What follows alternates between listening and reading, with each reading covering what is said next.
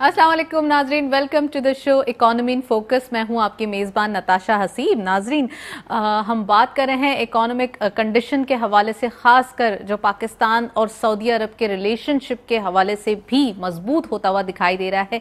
यानी कि आज की जब हमने न्यूज़ देखी, प्राइम मिनिस्टर साहब का विजिट जो कि 2 दिन का विजिट है, एक्सपेक्टेड है कि इकोनॉमिक डेवलपमेंट के हवाले से, बायलैटरल रिलेशन के हवाले से, म्यूचुअल कोलैबोरेशन के हवाले से बातचीत की जाएगी। साथ साथ हमने ये भी फोकस किया है कि जब जब म्यूचुअल रिलेशनशिप स्ट्रांग होते हैं या फिर म्यूचुअल कोलैब होता है तो वहीं पे फायदे जो है वो ज्यादातर नजर आते हैं। आज भी हमने यही देखा और आने वाले दिनों में भी यही एक्सपेक्टेशन है।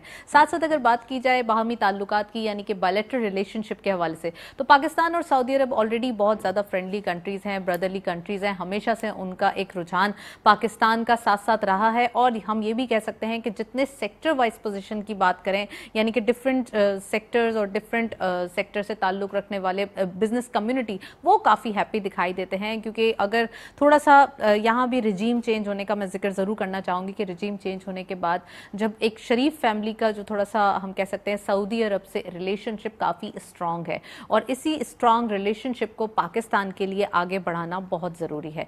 पाकिस्तान में हमेशा से ही सऊदी अरब की एक हमारी रिलीजियस जो एक हम कह सकते हैं कनेक्टिविटी है वो बहुत ज़्यादा है, लेकिन इसके साथ साथ अगर हम अपने म्यूचुअल अंडरस्टैंडिंग या हम अपने इकोनॉमिक जो है वो अगर सिनेरियो को विटनेस करें तो यहाँ से अगर रिलेशनशिप और ज़रा मजबूत हो जाए और स्ट्रॉन्ग हो जाए तो चीज़ें फ़ायदे में बदल सकती हैं। हमारे साथ एक्सक्लूसिव पैनल है, प्रोग्राम को आगे बढ़ाते हैं और बाकायदा आगाज़ करते हैं।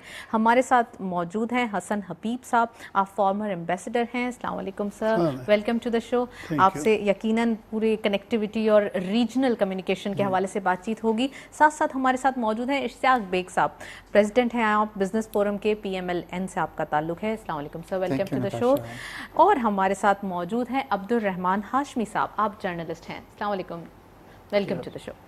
अच्छा, प्रोग्राम का बाकायदा आगाज़ करते हैं और कनेक्टिविटी की बात हो रही है तो रीजन के अंदर पाकिस्तान और सऊदी अरब का रिलेशनशिप कैसा है, तो वो हम हसन हबीब साहब से पूछेंगे कि कैसा एक हमारा रिश्ता पाया जाता है और ख़ासकर अब जबकि ये विज़िट देखा जा रहा है रिजीम चेंज होने के बाद कितना इम्पॉर्टेंट है, क्योंकि पास्ट में थोड़ा सा हम देख रहे थे कि चीज़ें मैस की तरफ जा रही थी। प्लीज़ देखिए, mess is a very heavy word, लेकिन मेरा ख्याल है जो हमने पिछले 3-4 सालों में देखा है वो रीअलाइनमेंट था। सिचुएशन चेंज हो रही थी क्योंकि हमें अमेरिका की तरफ से ज़्यादा पॉजिटिव सिग्नल नहीं मिल रहे थे, तो we were trying to relocate our relations या realign our relations with Russia, और चाइना के साथ हमारा जो है रिलेशंस उनको भी हम रीअलाइन कर रहे थे। तो ये एक बड़ी चेंजेस आ रही थी। इसमें मुझे लगता है कहीं सऊदी अरब के साथ हमारा वो कनेक्शन वीक हुआ, और उसमें एक रीज़न ये भी है कि सऊदी अरब में ख़ुद बहुत बड़ी चेंजेस आ रही थी। आपने बिल्कुल सही कहा कि शरीफ फैमिली के बहुत स्ट्रॉन्ग लिंक्स हैं इनके सऊदियों के साथ, और ये वक्त है जिस पे शहबाज शरीफ साहब ने जैसे कहा कि रिन्यू एंड रीअलाइन रिलेशनशिप। तो ये मौका बहुत अच्छा है कि हम अपने उनसे ट्रेड रिलेशन, इकोनॉमिक रिलेशन और बाकी जो एक बड़ा स्पेक्ट्रम है अपने रिलेशंस का, ऑफ कोर्स रिलीजियस रिलेशन तो हमारे उनके साथ परमानेंट हैं, उसको हम दोबारा से रिविज़िट करें और दोबारा से कोशिश करें कि उसी हाइप पे ले जाएं जिस पे कि वो एज नंबर 1 हमारे पार्टनर होते थे। इकोनॉमिक में भी वो हमें सपोर्ट करते थे, ऑयल सप्लाईज हमारी एनर्जी सिक्योरिटी इंश्योर करते थे। तो इस हिसाब से वक्त बहुत अच्छा है और हमें इस विज़िट से बहुत सारी उम्मीदें हैं। राइट, बहुत सारी उम्मीदें हैं कि आने वाले दिनों में कोई अच्छा इसका एक सॉलिड इम्पैक्ट आएगा। इश्तियाक बेग साहब, आपसे पूछते हैं, आपका ताल्लुक भी पाकिस्तान मुस्लिम लीग से है, ये भी बताइए कि सर अभी जबकि रिजीम चेंज होने के बाद ज़रा एक कॉन्फिडेंस बिजनेस कम्युनिटी का काफ़ी बढ़ गया है, फिर ऐसा एक हाई स्ट्रेटेजिक विजिट हमने देखने में आया है। अब इस हाईली हम कह सकते हैं कि ये एक स्ट्रेटेजिक विजिट में जो कुछ ऐसी भी बातें हैं जिसको एक मुतवक्के हैं कि कुछ ऐसी डील्स या कोई ऐसी एग्रीमेंट्स या ऐसे कोई जो पुराने वादे हैं उनको अब वफा किया जाएगा, तो उसके बारे में प्लीज़ कुछ बताइए। थैंक यू वेरी मच ताशा। देखिए, हुआ ये कि Saudi Arab no doubt is a very close country, brother country, सब कुछ, मगर शरीफ फैमिली जो है एग्जाइल के अंदर वहाँ पे काफ़ी अरसा उन्होंने वहाँ पे गुजारा है जी, और उनके जो एक पर्सनल रिलेशनशिप है ना वो बहुत अच्छे वहाँ पे डेवलप हुए हैं। आपको सुन के बड़ी ताजुब होगा कि इवन शहबाज शरीफ साहब अरबिक बड़े अच्छी बोलते हैं। जी हाँ। तो हो रहा है उनका अरबिक में अभी पैगाम भी उन्होंने दिया है कल। तो क्या हुआ कि उनके अपने पर्सनल भी बड़े ताल्लुकात हैं वहाँ पे नवाज शरीफ के, शहबाज शरीफ के, और बड़ी उम्मीद ये की जा रही है कि इस बार देखिए सऊदी ऑलरेडी हमारी बुरे वक्त में उसने बड़ी मदद की है।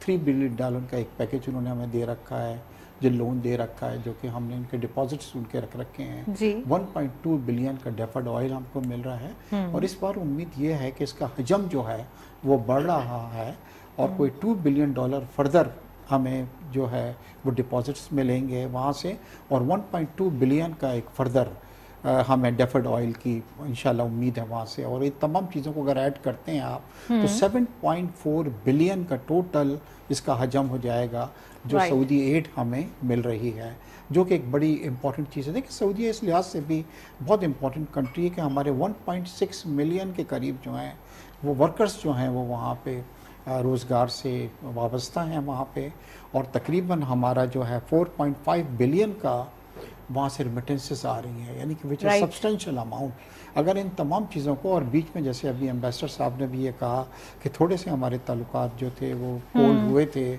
उसकी कई वजूहत थी, और मगर अब मुझे पूरी उम्मीद है कि आई थिंक जो क्राउन प्रिंस हैं इज़ मोर कंफर्टेबल विद शरीफ जी, और उसका बेनिफिट डेफिनेटली पाकिस्तान को उसका मिलेगा। राइट। मैं अब्दुर्रहमान साहब से भी इंट्रोडक्टरी कमेंट लेना चाहूँगी। अब्दुर्रहमान साहब, अब यहाँ पे विज़िट की बात की जा रही है, कितना इम्पॉर्टेंट ये विज़िट देख रहे हैं, ख़ासकर इकोनॉमिक, जब हमारे पास एक सिचुएशन फ्रेजाइल देखी जा रही है, एक पॉलिटिकल अनसर्टिनिटी के बाद अब फाइनली एक हम कह सकते हैं ना स्टॉर्म के बाद कुछ एक कामनेस आई है, तो क्या एक्सपेक्टेशन है सर? अब ईद का भी सीज़न है, ईद के बाद क्या विटनेस करने वाले हम? शुक्रिया जी। मैं बेग साहब के साथ ही जाऊंगा, इनकी जो बातें हैं बिल्कुल करेक्ट है। ऐसा ही है कि सऊदीया से हमारे ताल्लुकात काफ़ी बेहतर रहे हैं। गवर्नमेंट कोई भी हो, बीइंग मुस्लिम कंट्री, वो हमेशा हमारे साथ खड़े रहते हैं। अभी इस वक्त जो है जो हालात हैं, सियासी हालात हैं मुल्क के जी, और कोई खातर ख्वाह तो नज़र नहीं आता, लेकिन वो एज अ माजी जिस तरह वो करते रहें, मेरा ख्याल है कि वो हमारे साथ बेहतर ही करेंगे। अच्छा, बेहतर ही करेंगे। मैं इश्तियाक बेग साहब से अगेन जो है पूछना चाहूँगी। इश्तियाक बेग साहब, आपने एक जिक्र किया है कि हमें कोल्ड ताल्लुकात के साथ साथ आपने ये भी जिक्र किया है कि डेफर्ड पेमेंट पे ऑयल मिल रहा है। हमारे पास ये फैसिलिटी मौजूद है, सऊदी अरब से हमारा एक रिलेशनशिप पुराना है, और चलें इस फैसिलिटी को हम अवेल भी कर लेते हैं। लेकिन अगर हम बात करते हैं थोड़ी सी नेबरिंग कंट्री की, तो हमारे पास यहाँ पर जब मोहम्मद बिन सलमान साहब आए थे तो यहाँ पर उन्होंने कुछ वादे किए थे, $20 बिलियन की उन्होंने कहा था कि यहाँ पर इन्वेस्टमेंट की जाएगी। ठीक है, तो उसका क्या होगा first of all, and second thing is that कि इंडिया में जब वो गए तो उन्होंने $75 बिलियन का वादा किया, वहाँ पर इन्वेस्टमेंट की गई। तो जब कि हम अपने हैं, हम जो है वो हमारी कनेक्टिविटी भी बहुत ज़्यादा है, फिर हम मुस्लिम भी हैं, तो बीइंग अ मुस्लिम कंट्री हम जेलस फील नहीं कर रहे, बट ये थोड़ा सा एक आपको नहीं दिख रहा कि थोड़ा बायस्ड हो गया है मामला? और फिर अब शहबाज शरीफ की अपने कम्युनिकेशन को मद्देनजर रखते हुए बताइए। गलतियां हमसे हुई हैं बीच के अंदर, डेफिनेटली जिससे हमारे ताल्लुकात में फ़र्क आई उसके अंदर आया। सबसे बड़ी चीज़ हुई कि इमरान खान साहब जो थे उनको शौक़ हुआ कि वो वर्ल्ड लीडर बनना चाहते हैं, और फिर उन्होंने, आपको मालूम होगा कि इस्लामिक OIC के मुकाबले के अंदर ये जो एक ग्रुप था उसके लिए बहुत ज़्यादा आगे वो निकल गए, जिसके अंदर मलेशिया वगैरह जो था शामिल था। वहाँ पे एक समिट हो रही थी, और उन्होंने उसको लीड करने की भी कोशिश की, और बल्कि कोशिश किया कि उसकी समिट को वो भी अटेंड करें, जिससे काफ़ी हमारे ताल्लुकात जो थे उसके ऊपर फ़र्क पड़ा, और एक हद तक वो काफ़ी हमसे नाराज़ थे। फिर तोशा खाना जो था उसको भी आप निगलेक्ट नहीं कर सकती हैं। जब उन्होंने जो एक घड़ी अपने भाई को बांधने को दी थी, वो घड़ी जो है वो दुबई में जाके बेची गई, और सर ये तो डिबेटेबल पता लगा तो उसके अंदर भी आया, और कुछ ऐसी बात हुई जिनकी वजह से समहाउ सऊदीया से हमारे ताल्लुकात जो थे, जिनमें गर्मजोशी शुरू दिनों में देखी गई थी, चीज़ जो थी वो आगे नहीं बढ़ी। बट अब मुझे पूरी देखिए, ताल्लुकात ये नहीं होते कि हम मुस्लिम कंट्री हैं और इंडिया जो है वो नॉन मुस्लिम कंट्री है, बल्कि इंडिया एक बड़ी इकानमी भी है, और डेफिनेटली सऊदीया चाहता है कि एक बड़ी इकानमी को भी साथ साथ लेके चले।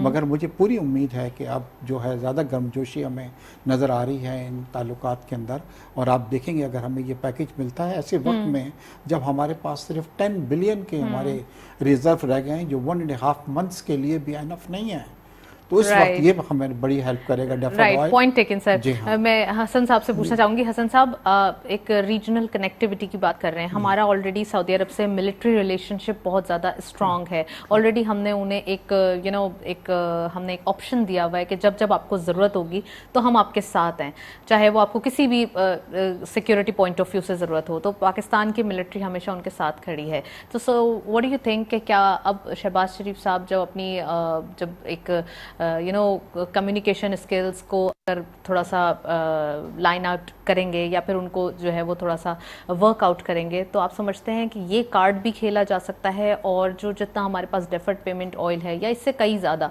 जो है वो वेव ऑफ किया जा सकता है हमारे पास जो जी अमाउंट है? बिल्कुल। देखिए, एक तो मिलिट्री रिलेशंस का जहाँ तक ताल्लुक़ है, हमारी फ़ौज अक्सर उनके पास रही है फॉर सिक्योरिटी पर्पसेस। और जो 39 नेशन अलायंस क्रिएट हुआ था 215 में, राहील शरीफ साहब अभी भी उसके कमांडर के तौर पे वहाँ हैं। गो के अभी वो आइडिया ज़्यादा आगे नहीं गया है, बट वो ऑप्शन भी एक मौजूद है। तो एक तो मिलिट्रीली हम उनके काफ़ी करीब हैं, और दूसरी तरफ ये कि जैसे बात थी कि बेग साहब ने कहा कि इन्वेस्टमेंट जो उन्होंने ऑफ़र किया था, तो गवादर वाली रिफाइनरी टेक ऑफ नहीं कर सकी, अदरवाइज वही 10 बिलियन का प्रोजेक्ट था सीधा सीधा। राइट। तो इसमें हमारी जो गलतियां हैं, और हमें हमारे और भी जो नेबर्स हैं उनको भी हमसे यही शिकायत है कि हम प्रोजेक्ट्स को शायद उतनी सीरियसली नहीं कर पाते हैं। So what do you think, petrochemical industries की तरफ या हम पेट्रोलियम की जो रिफाइनरीज की तरफ जाएंगे? देखिए, पेट्रोलियम तो खुद एक इतनी बड़ी इंडस्ट्री है कि अगर आप रिफाइनरिंग और उसके डाउन स्ट्रीम पे आए तो उसके नहीं, डाउन स्ट्रीम पे अगर आ पाए तो पूरे ह्यूज पेट्रोकेमिकल इंडस्ट्री है जिसमें प्लास्टिक्स भी है, जिसमें बिटुमेन, हर चीज़ है। तो हम अगर उस पर ही काम कर लें तो हमारे लिए काफ़ी बेहतर है। तो ये वक्त अच्छा है कि हम एक तो डेफर्ड पेमेंट से अपनी जो सिचुएशन है इकोनॉमिक उसको इम्प्रूव करें, और कोशिश करें कि धीरे धीरे अपनी एक्सपोर्ट को बढ़ाने की कोशिश करें ताकि ये रहे। और देखिए, सऊदी अरब का सिर्फ ये नहीं कि वो हमारे साथ क्या कर रहा है, Saudi Arab is a package. Saudi Arab के साथ बाकी अरब कनेक्टेड हैं, वो हमारी तरफ बेहतर देखने लगेंगे। फिर अमेरिका है, अमेरिका का सऊदी अरब एक बड़ा एलाई है। अगर सऊदी अरब से हमारे ताल्लुकात ठीक रहते हैं तो ऑटोमेटिकली अमेरिका से भी हमारे ताल्लुकात ठीक रहते हैं। अब आप समझते हैं कि अब जो ये एक कोल्ड रिलेशनशिप जिनका जिक्र किया है अब्दुर्रहमान साहब ने भी और इश्तियाक साहब ने भी, ये अब मेल्ट डाउन हो जाएगा? जी जी बिल्कुल होगी। जैसे मैंने कहा था कि हम रीअलाइनमेंट में शायद सऊदी अरब को उतना टाइम नहीं दे पाए थे और छोटी मोटी गलतियां भी हुई थी। तो अब मेरे ख्याल में वो गलतियां नहीं होंगी और दोबारा से सऊदी अरब के साथ हमारे वार्म रिलेशनशिप होंगे। राइट। चलें जी, ओवर टू यू अब्दुर्रहमान साहब। अब ये देखा जा रहा है कि रिलेशनशिप को स्ट्रॉन्ग बनाना है, अपनी बातों को भी मनवाना है, और साथ साथ जो जो हमारी रिक्वायरमेंट्स हैं उसको मद्देनजर रखते हुए कोई ऐसी डील या कोई ऐसा पैकेज बनाना है जिसको अप्रूव भी करवाया जा सके। Your take please. देखिए, डील तो वही बनाते हैं, हमने तो कभी डील बनाई नहीं है। पाकिस्तान की तरफ से कभी कोई डील नहीं होती, डील तो वही बनाएंगे।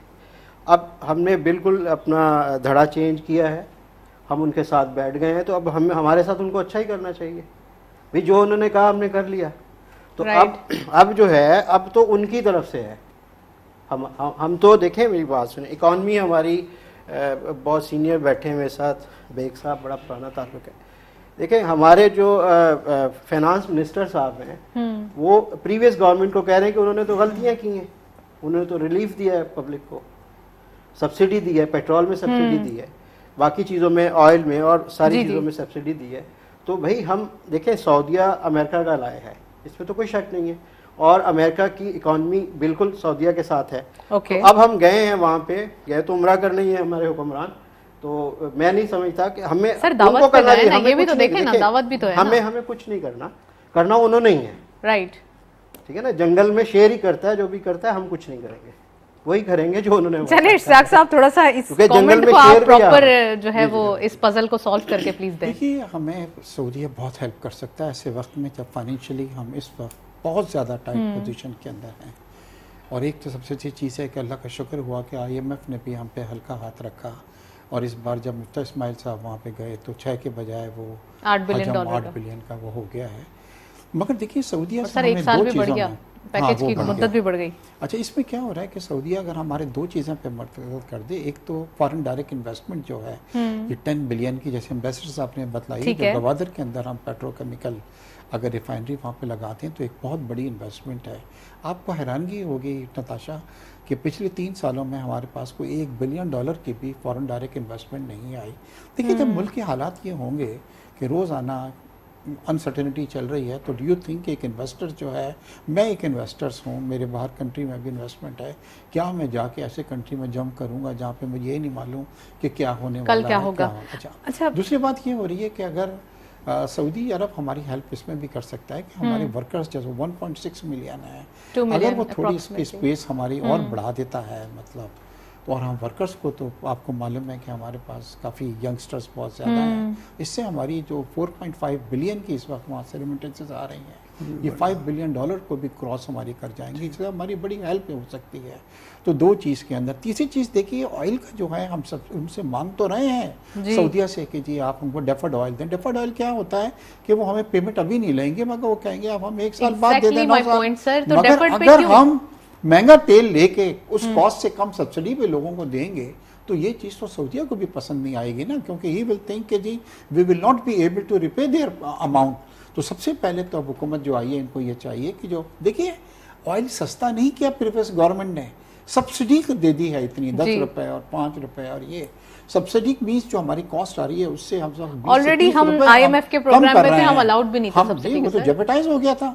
तो अभी सबसे बड़ी चीज तो ये हुकूमत को चाहिए कि जब सऊदीया से वापस आए और डेफर्ड पेमेंट पे हमें ऑयल मिलता है तो हम अपने प्राइजेस को और सब्सिडी को खत्म करें। Again I am using the word not to increase the price, but जो सब्सिडी है मतलब उसको हमें तो खत्म करना चाहिए, ताकि कल को ये पैसे हम उनको वापस कर दें। नहीं तो कल ये होगा कि we will not be able to refund the money जिसका हम ऑयल वहाँ से मंगा रहे हैं। ऑलरेडी हम लोन ले रहे हैं और खर्च कर रहे हैं, तो फिर कैसे सब्सिडी पे में बैक चला कैसे जाएगा होगा? ना वो तो राइट जी। Right right.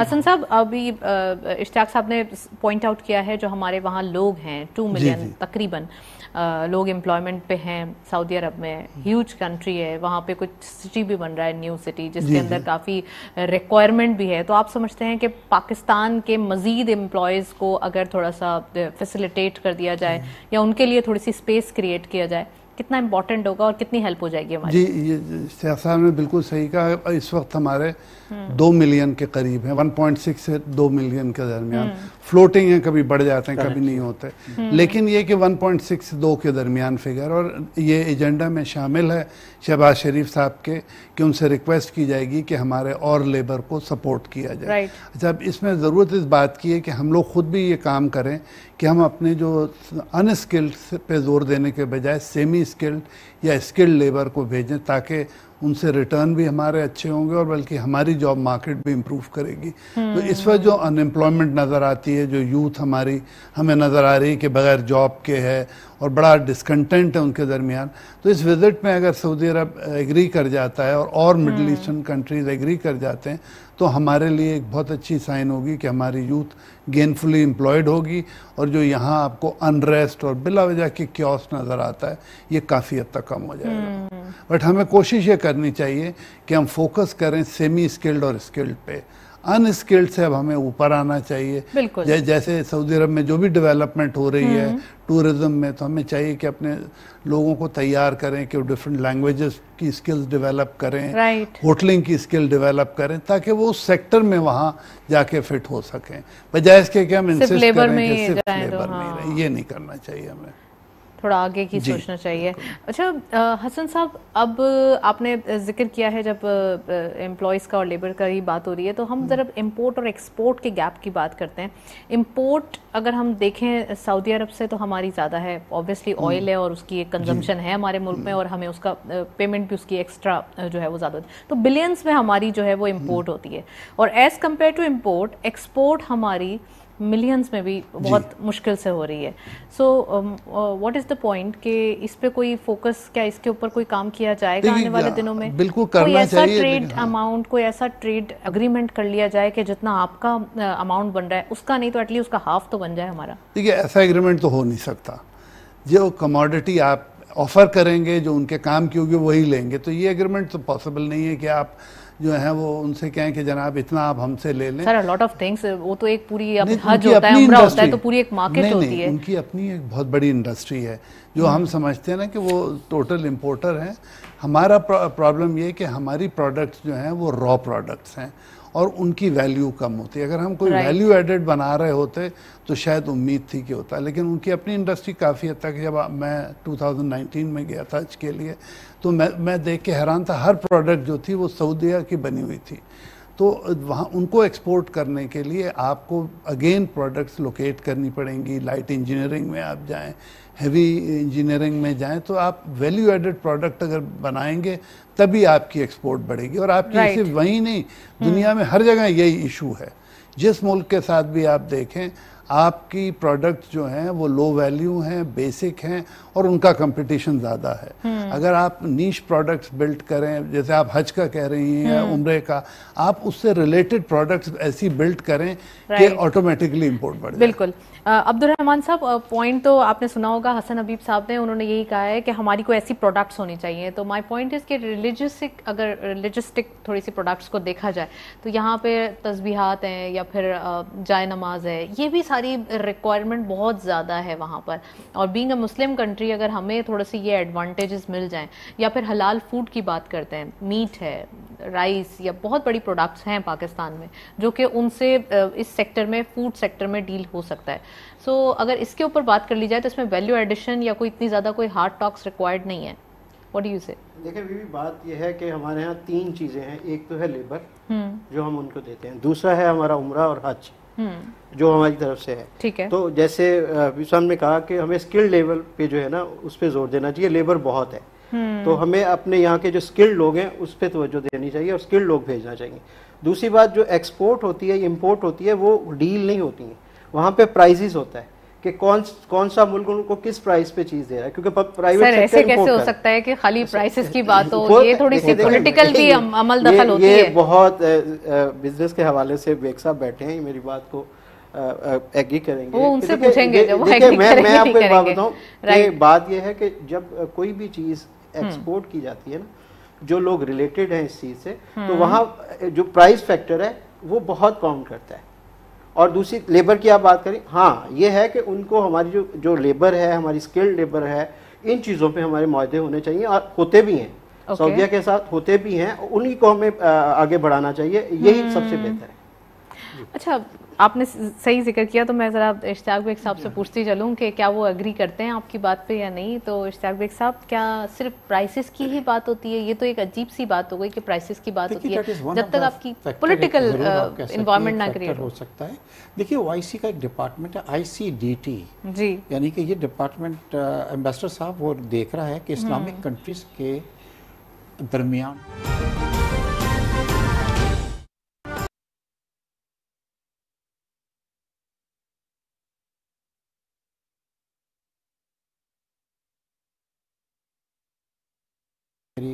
उनकी डायरेक्टर जनरल से भी मुलाकात होती है और वो इस चीज़ पे बड़ी तवज्जो दे रही हैं। ख़ासतौर एक तो हिलाल मीट जो है, ये एक इतनी बड़ी वो है जो बिलियंस ऑफ डॉलर के अंदर है। और मज़े की चीज़ ये है कि ज़्यादातर हलाल मीट कहाँ पे आ रहा है? गल्फ़ कंट्रीज़ के अंदर, वो आ रहा है नॉन इस्लामिक कंट्रीज से, यानी कि जिनको ज़िबा करने का वो भी नहीं है और वो हलाल करके, वो पैकेज करके और ब्रांड बना के वो कर रहे हैं और ये गल्फ की कंट्रीज उनसे ले रहे हैं। How can you give the guarantee कि वो हलाल है भी या नहीं है? बस उस पे लगा दिया उन्होंने, इसके ऊपर हलाल मीट वो खलशवा गया, फॉलो द प्रोसेस ना, वो तो सर्टिफिकेशन है। अंदर बहुत आगे है, ऑस्ट्रेलिया इसके अंदर बहुत आगे, ब्राजील है, ब्राजील बीफ में ब्राजील बहुत। तो अब क्या हो रहा है कि ये ICDT जो कंट्री, ये जो डिपार्टमेंट है OIC का, कि trade between among the Islamic countries किसको, वो इस चीज़ पे बहुत तवज्जो दे रहा है और इस सिलसिले के अंदर एजुकेट किया जा रहा है कि वो चीज़ें इस्लामिक कंट्रीज ले जाए।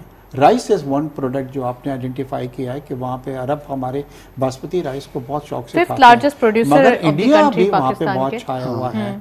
तो हलाल मीट हो गया, ये हो गया, IT हो गया और ये टेक्सटाइल के अंदर चीज़ें, इसके अंदर हम वहाँ पे थोड़ा सा वो कर सकते हैं। होता क्या है, मैं आपको एक चीज़ बतलाऊँ कि जब ट्रेड बहुत ज़्यादा आपके फेवर में नहीं हो, जैसे अब मोरक्को में आप मिसाल दे रहा हूँ, हबीब साहब भी वहाँ पे सर्व कर चुके हैं, हमारा $500 बिलियन का ट्रेड है, मगर 400 मिलियन क्या उनके फेवर में है।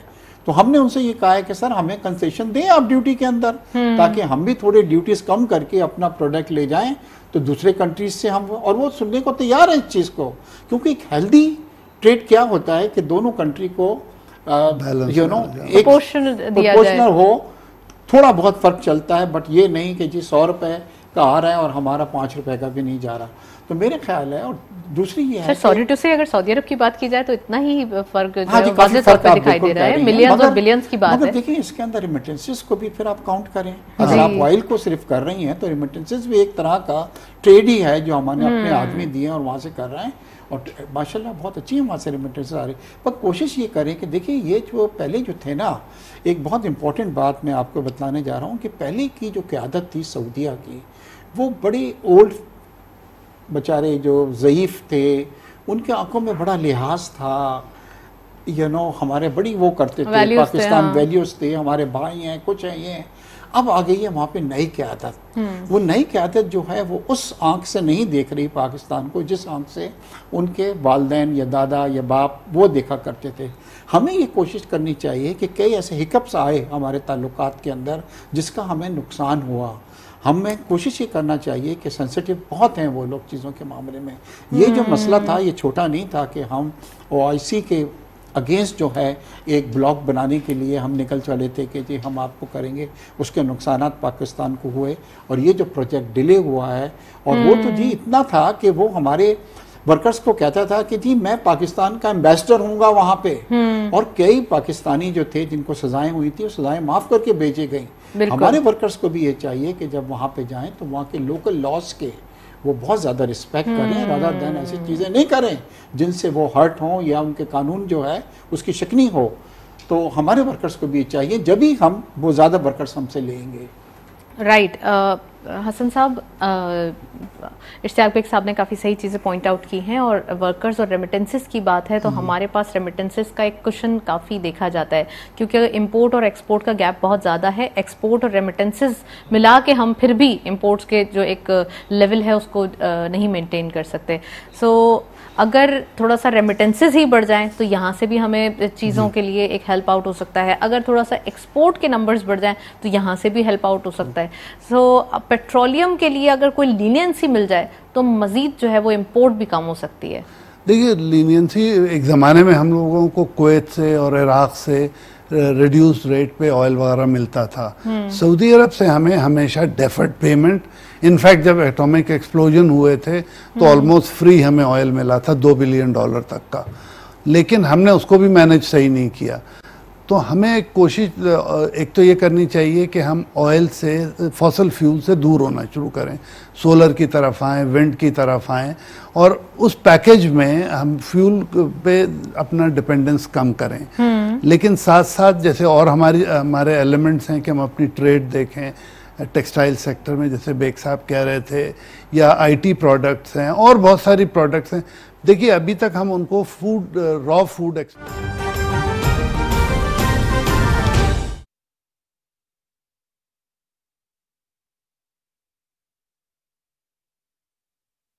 तरजीह देते हैं, चाहे वो फूड के मामले में हो, चाहे वो टेक्सटाइल के मामले में हो। अभी टेक्सटाइल, जबकि कोविड के दिनों में काफ़ी ऑर्डर्स हमारे पास आ गए, बांग्लादेश और इंडिया वगैरह सब लॉकडाउन की सूरत हाल थी, पाकिस्तान को अल्लाह की तरफ से एक ब्लेसिंग ऑफ डिस्गाइज मिली।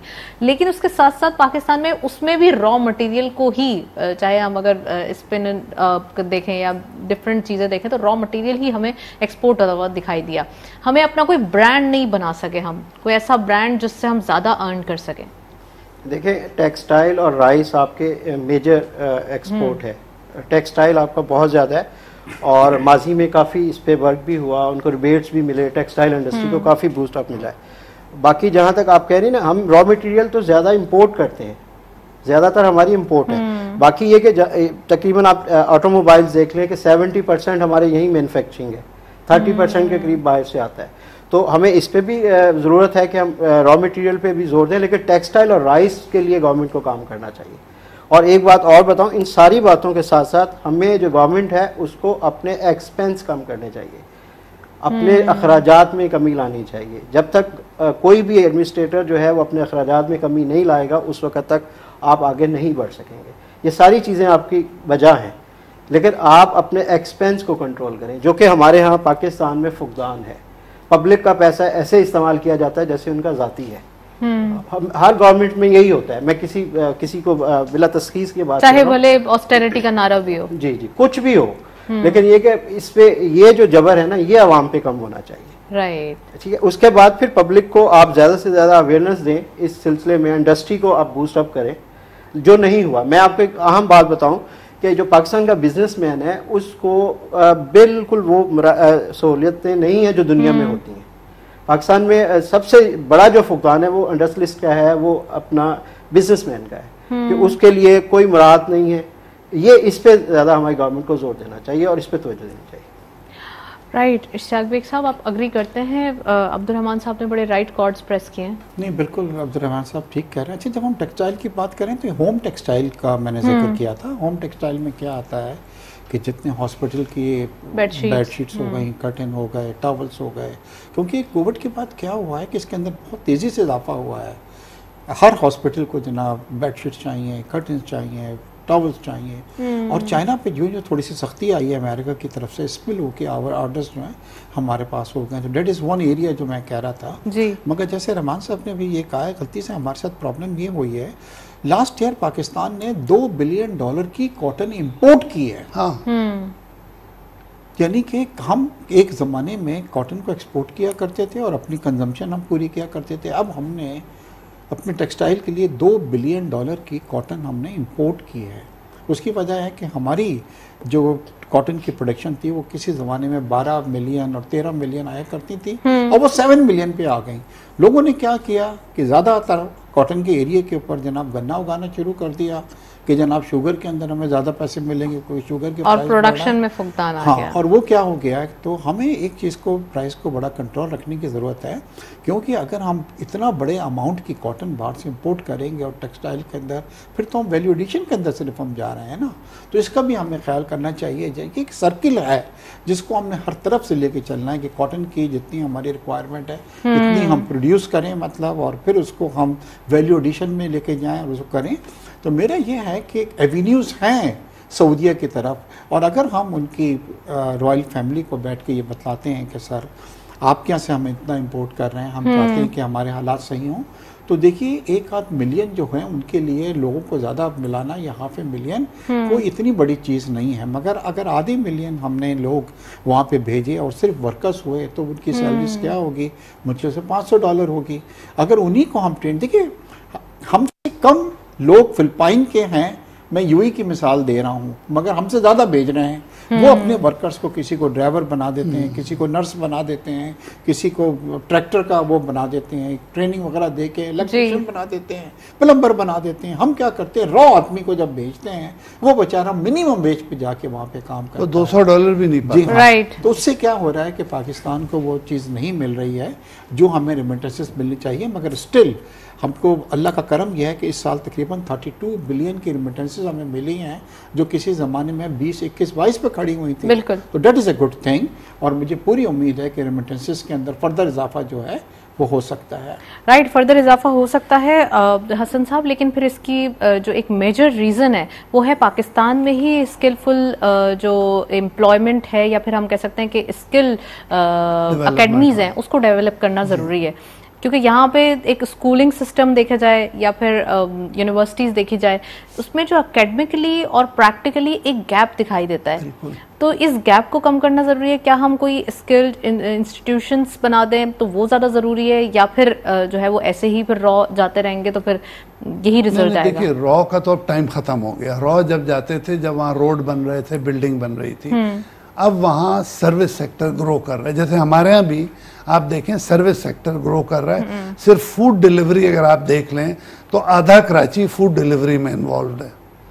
तो हमें कोशिश करनी चाहिए कि इलेक्ट्रिशियंस, प्लम्बर, जो एसी के टेक्नीशियंस हैं, ड्राइवर हैं, हैवी मशीनरी के ड्राइवर, मैकेनिक हैं, उन पे काम करें। और ये जो हमारे एक भेड़ चाल है ना कि जनरल एजुकेशन की, इससे हमको निकलना पड़ेगा। राइट। हमें कोशिश करनी पड़ेगी कि टेक्निकल एजुकेशन मैट्रिक के बाद लोगों को बताया जाए कि वो टेक्निकल एजुकेशन करें, ताकि हमारा अपना भी सर्विस सेक्टर जो बहुत ज़्यादा टेक्निकली लैकिंग है उसको भी बिल्ड किया जाए और उसी में से जो अच्छे हैं उनको एक्सपोर्ट किया जाए। इससे रेमिटेंसेस पे भी असर पड़ेगा, एम्प्लॉयमेंट भी इम्प्रूव करेगी और पाकिस्तान का एक अच्छा इमेज होगा। बजाय इसके कि आप lowest of the low export कर रहे हैं और अजीब व गरीब तरीके से वो लोग रहते हैं, ना उनकी अपनी कोई लाइफ है, ना उनकी फैमिली की कोई लाइफ है, तो हमें क्या फ्यूचर होगा? हाँ, फिर इस कोई तरीके फ्यूचर से, अगर आप वाकई चाहते हैं एम्प्लॉयमेंट, तो आपको बहुत मैसिव तरीके से वोकेशनल एजुकेशन पे काम करना पड़ेगा। राइट। हसन साहब का पॉइंट आ गया है। प्रोग्राम का लास्ट नोट है, तो मैं चाहती हूँ कि जल्दी जल्दी तीनों गेस्ट से उनके जो एक कमेंट्स हैं वो भी ले लूँ और लास्ट जो है पॉइंट्स ले लूँ। तो अब्दुल रहमान साहब, विजिट जो प्राइम मिनिस्टर साहब का है उस पर सबकी ही आइज़ लगी हुई हैं कि अब कुछ ना कुछ अच्छा इम्पैक्ट आएगा, कोई ना कोई अच्छी पॉइंट जो है वो सामने आएगा। बिजनेस कम्युनिटी काफ़ी कॉन्फिडेंट दिखाई देती है और साथ साथ अगर स्टॉक मार्केट की बात करें, यहाँ भी एक कॉन्फिडेंस देखा जा रहा है। सो आफ्टर ईद जब IMF का एक न्यू 7th रिव्यू भी स्टार्ट हो जाएगा, क्योंकि डील तो हो चुकी है, IMF का बेल आउट पैकेज भी अनाउंस हो चुका है, लेकिन अगेन उसका एक रिव्यू बाकी है और वहाँ पे उनकी टीम आएगी। So what we are expecting कि पेट्रोलियम प्राइसेस में हाइक आ सकता है। फर्दर आप समझते हैं कि इन्फ्लेशन को भी कंट्रोल किया जाएगा? देखिए, बात यह है कि जो भी अभी आप कह रही हैं कि आंखें लगी हुई हैं, मेरे ख्याल में मेरी तो आंखें नहीं लगी हुई। मुझे तो उम्मीद है कि सब कुछ मिल जाएगा। लगी हुई, बाकी लोगों की तो लगी हुई मुझे मिल जाएगा, हमें सब कुछ मिल जाएगा जिसका देखें वही बात। IMF ने जो हमें कहा, अब देखें, मैं हमेशा प्रोग्राम में मैंने पहले भी कहा है कि IMF का कसूर नहीं है, कसूर उसका है जो उनसे लोन लेने गया। वो घर नहीं आए थे आपको कर्जा देने के लिए, ठीक है ना। बात यह कि वो जो भी आपको लोन देता है, जो भी कर्जा देता है, वो अपनी शराइत पे देता है, आपकी शराइत पे नहीं देता।